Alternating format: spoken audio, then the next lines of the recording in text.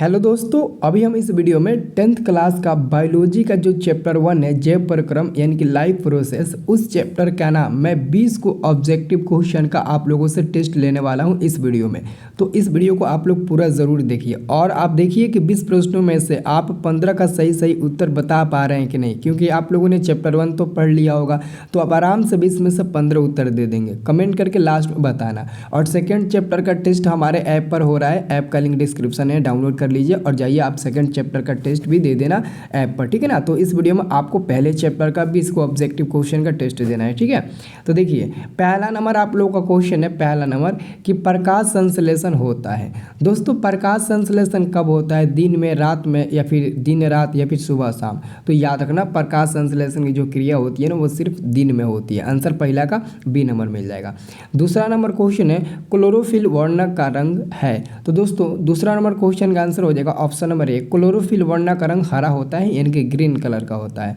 तो option number आपका ए number आपका सही जवाब हो जाएगा, ठीक है। अब दोस्तों देखिए अगला क्वेश्चन, अगला क्वेश्चन है रक्त में आयरन की कमी से होने वाला एक रोग है। दोस्तों रक्त में आयरन की कमी से होने वाला एक रोग है एनीमिया ज़्यादातर छोटे बच्चों में होती है। रक्त में आयरन की कमी से होने वाला रोग का क्या नाम है दोस्तों, एनीमिया। ऑप्शन नंबर ए हो जाएगा, सॉरी सी नंबर हो जाएगा। और चौथा नंबर क्वेश्चन है स्वपोषी पोषण के लिए आवश्यक है। दोस्तों स्वपोषी पोषण के लिए CO2 यानी कि कार्बन डाइऑक्साइड भी आवश्यक है, क्लोरोफिल भी आवश्यक है, सूर्य के प्रकाश भी आवश्यक है और इसके साथ साथ H2O भी आवश्यक है। तो हम कह सकते हैं कि ये सभी आवश्यक है, स्वपोषी पोषण के लिए ये सभी आवश्यक है। और आपको पता है कि स्वपोषी पोषण के लिए हरे पेड़ पौधे भी आपके एग्जाम्पल में आ जाते हैं। तो याद रखना है डी नंबर आप लोग का बिल्कुल सही जवाब हो जाएगा, ठीक है ना। तो जो लोग हमारे इस वीडियो को लाइक नहीं किए होंगे प्लीज़ एक लाइक कर देना। अगर आप लोग बेहतरीन तरीके से तैयारी भी करना चाहते हो ना तो चैनल को सब्सक्राइब करके रखना। बहुत बेहतरीन तरीके से मैं आपको ना क्या करूँगा, तैयारी करा दूंगा मैट्रिक के एग्जाम के लिए, ठीक है ना।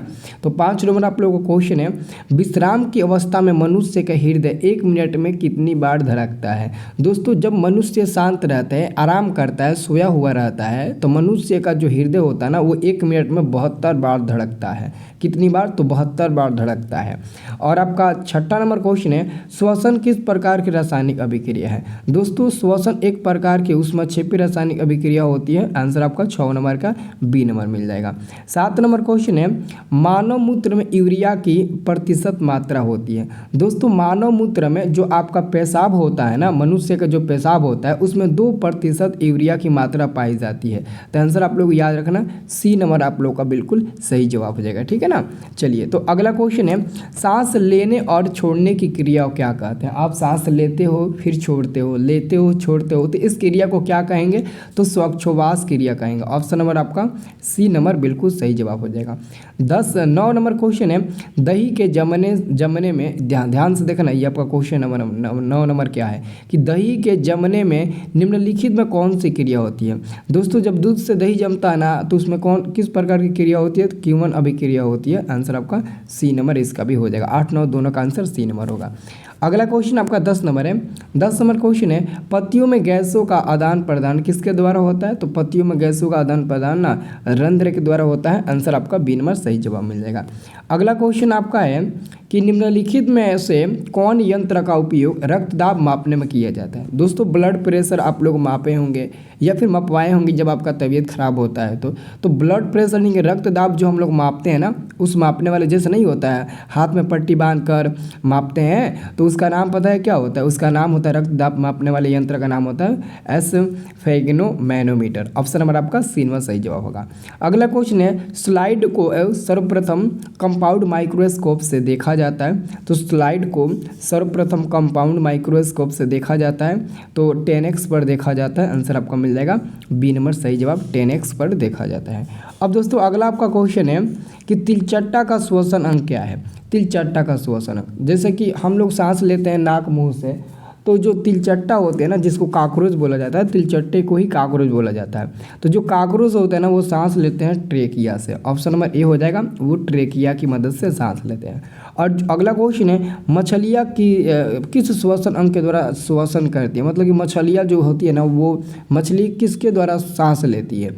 तो मछली दोस्तों गिल्स के द्वारा सांस लेती है। और दोस्तों गिल्स का एक और नाम होता है गलफड़ा। वो अपने गलफड़ा की मदद से सांस लेती है। तो गिल्स कहे या फिर गलफड़ा कहे, दोनों का मतलब सेम होता है क्योंकि मछलियाँ गिल्स यानी कि गलफड़ा से सांस लेती है, याद रखना। अगला क्वेश्चन है कि मानव हृदय में कोष्ठकों की संख्या होती है। देखिए मनुष्य के हृदय में 4 को कोष्ठक पाया जाता है। मनुष्य के हृदय में 4 को कोष्ठक पाया जाता है। 16 नंबर क्वेश्चन, एक वयस्क मनुष्य में कितने दांत विकसित होते हैं? तो इसका आंसर आपको मिलेगा बी नंबर, 32 को दांत विकसित होते हैं। दोस्तों मैं आपको बता दूं, बचपन का दांत जिसको चाइल्डहुड टीथ बोला जाता है वो होता है 20 को। आपके बचपन का दांत अगर एग्जाम में पूछेगा ना, जिसको मिल्क टीथ भी बोलते हैं, तो मिल्क टीथ यानी कि बचपन का दांत मात्र 20 को होता है। और एक साधारण मनुष्य में ना 32 को दांत होता है। लेकिन दोस्तों 32 को दांत प्रॉपर तरीके से सब में नहीं पाया जाता है। एक्चुअली में दोस्तों अनुमान दोस्तों लगाया गया है वैज्ञानिकों के द्वारा, और मतलब ना जांच के दौरान पता चला है कि मनुष्य में 28 गो ही दांत होता है, लेकिन 4 गो और दांत जो होता है ना वो आपके काफ़ी उम्र होने के बाद जमता है। इसलिए प्रॉपर तरीके से बताया गया है कि एक साधारण मनुष्य में 32 ही दांत होते हैं, लेकिन 28 होते हैं, लेकिन 4 दांत बाकी का ना ज़्यादा उम्र होने के बाद जमता है। इसलिए बोला जाता है कि 32 को ही दांत होते हैं एक साधारण मनुष्य में। तो आप लोग भी 32 पर ही टिक लगाना, जैसे क्वेश्चन पूछेगा वैसे हम लोग जवाब देंगे। तो अभी इसका आंसर 32 होगा। अगला क्वेश्चन है, किस प्रकार के श्वसन से अधिक ऊर्जा मुक्त होती है? दोस्तों वायवीय श्वसन से अधिक ऊर्जा मुक्त होती है और अवायवीय श्वसन से कम ऊर्जा मुक्त होती है। अगला आपका क्वेश्चन है, तिलचट्टा में कितने जोड़े स्वस्थ रंध्र पाए जाते हैं? दोस्तों तिलचट्टा में 10 जोड़े पाया जाता है। तिलचट्टा में पूरे 10 जोड़े श्वसन रंध्र पाया जाता है। अगला क्वेश्चन है, निम्न में सबसे तेज हृदय धड़कन किसका होता है? दोस्तों हवेल, हाथी, आदमी और चूहा। तो आपको पता है ना, आदमी का हृदय धड़कन 1 मिनट में ना 72 बार धड़कता है, लेकिन चूहा का 1 मिनट में लगभग 500 बार हृदय धड़कता है। अब बताइए कितना तेज हृदय धड़कन है चूहा का? बहुत ज़्यादा तेज है, सबसे ज़्यादा तेज चूहा का ही होता है। और आपका लास्ट प्रश्न, रक्त क्या है? रक्त मतलब कि ब्लड क्या है? तो रक्त यानी कि ब्लड एक प्रकार का उत्तक होता है। आंसर आपका मिल जाएगा 20 का ए नंबर मिल जाएगा, 20 का ए नंबर मिल जाएगा, ठीक है ना। तो आप बताइए क्या आप 20 में से 15 पार कर दिए हो, यस या नो?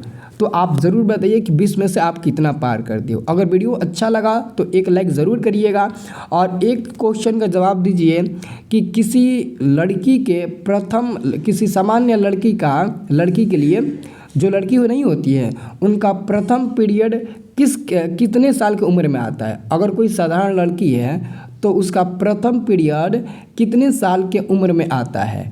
आप लोगों को इसका जवाब कमेंट बॉक्स में बताना है, ठीक है ना। तो दोनों बताइएगा कितना का आंसर दिए, और जो मैंने क्वेश्चन पूछा उसका भी आप लोग आंसर ज़रूर बताना, ठीक है।